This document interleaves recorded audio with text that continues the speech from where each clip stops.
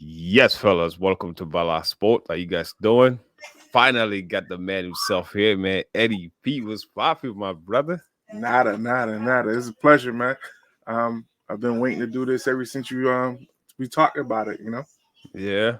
So I'm happy to be here, dog. I'm happy to see you being here, dog. Like you of football, your mind of football. Like he's coming from a fan that actually play the game, that Yeah, love the game, that's passionate about the game, man. I learned a lot about football from you.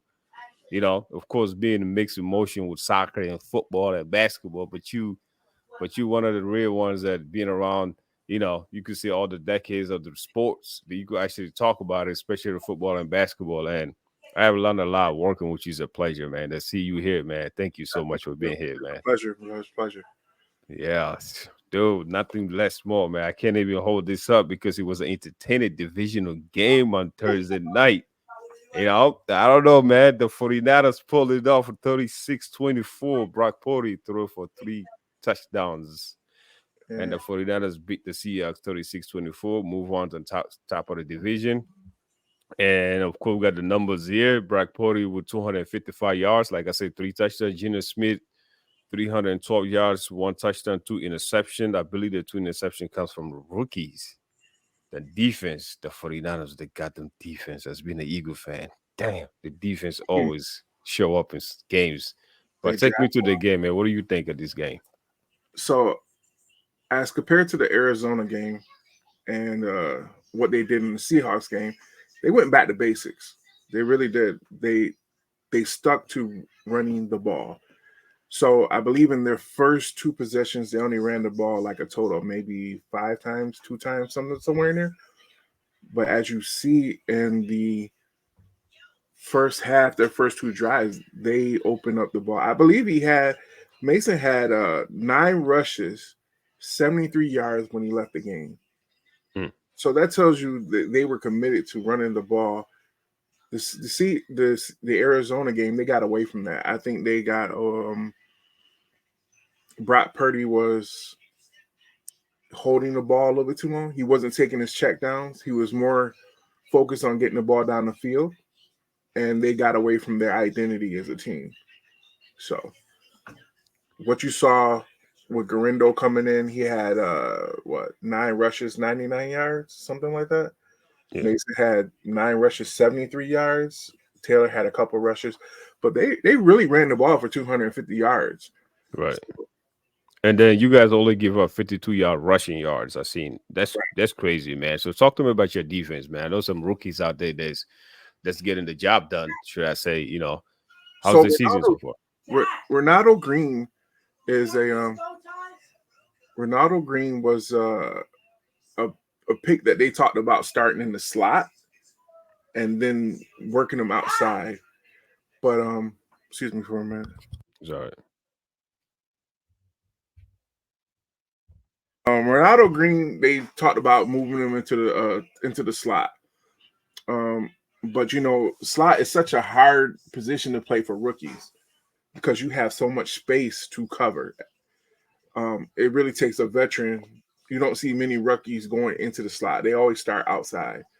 Um, but they want to get him some action. Um, and he actually outsnapped Isaac Yiadom in the Arizona game. He wasn't getting any burn. So with Travarius Ward not playing, it kind of forced their hand to put him into the game. So he got an opportunity to play. Malik Mustafa had been getting snaps all throughout the year. So they worked him in sort of like they did Hufanga in his rookie year, where you Right. saw him getting snaps here and there with injuries, and they were eventually waiting for him to start. Hufanga just kind of opened the door, especially with him about to be a free agent next year. I don't think they're going to bring Hufanga back, Okay. especially if Mustafa proves that he can be a trustworthy safety. You might see Hufanga walk. Basically, they're not going to pay him top safety dollars when they have a guy on a rookie contract. Right. And same thing with Travarius Ward. It could be scary. They have a they have to decide between Travarius Ward and Diamador Lenore, basically next year. Um, but as far as our defense, our front four got after the run. basically what you have to do. You have to stop the run, make team discouraged not to run the ball. That way you can allow Nick Bosa to be effective. But as long as you can't stop the run, Nick Bosa is going to get chipped. He's going to get double teamed. He's going to get everything. And you're going to see that front four not be effective. Gotcha. So I mean, I know it's only week 6, and the 49ers are 3-3. And every year, of course, they're the top contenders to make it to the Super Bowl, unless few teams like the Eagles showed up. So far, I don't want to talk about us because I don't like the way we are. We're dysfunctional. With that type of head coach you guys have and the playmakers that you guys have, man, how does Brock Purdy be handling this season so far without CMC? I think he's elevated and yet struggled. If that makes sense. He's so from the 20 to the 20, they move the ball. Their offense is potent, deep shots. I believe they lead the league in most explosive yards of 20 plus between in running and passing, or they might be a little bit behind Green Bay last time I checked. So that's not the issue. Their issue is red zone. They are regularly struggling in red zone. And Christian McCaffrey was the key to their red zone because he knew how to create space, create leverage, and the fact that they can't do that with Jordan Mason or any other back they have, teams are sitting in zone against them. They're playing them differently. So he's forced to hold on to the ball a little bit longer and not be as effective in the red zone.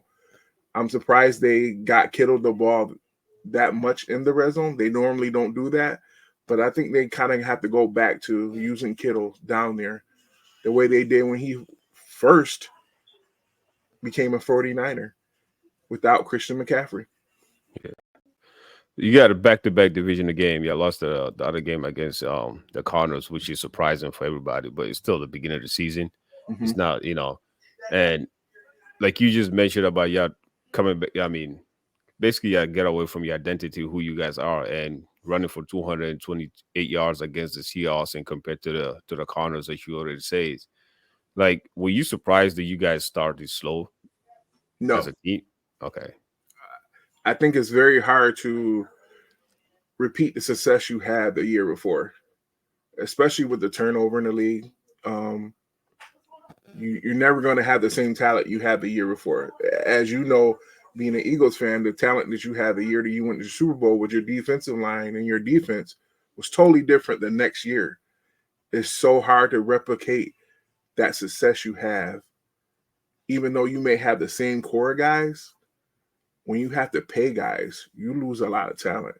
And what you're seeing right now is our defense suffering from the offense of guys being paid. You had to pay Trent, you had to pay Brandon. You had a lot of guys that didn't practice in the offseason, and then you had to get your rookies essentially ready.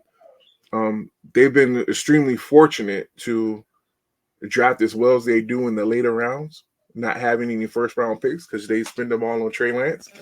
But at the end of the day, um, we're going to see how well they do after you start getting people back from injuries. Um, right now, our IR is filling up. You say what now?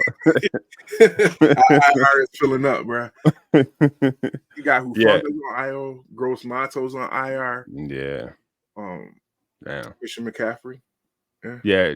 Go back to the Thursday night game, man. Like Geno Smith, man, bro. What do you think of the Seahawks performance against you guys in this game? Do you blame Geno Smith for their loss, or the 49ers was just the defense just overpowered them? I don't blame Gino for anything, actually. I think Gino played well considering the circumstance. They didn't do much to help Gino out. They had a lot of false starts. They had a lot of holding penalties. They basically shot themselves in the foot against the 49ers Right. while the 49ers played a clean game. You can't beat a team that's better than you if you do not play a clean game. That's in any sport. So the fact that if you even your headline 30 for 52, we know that's not a recipe for success in the NFL. Any quarterback throwing for 52 yards, you're not balanced. So the fact they have a stud back there in Walker that they didn't really use, saying that you weren't committed to helping your quarterback out with Nick Bosa in his face all night. So I don't blame Gino.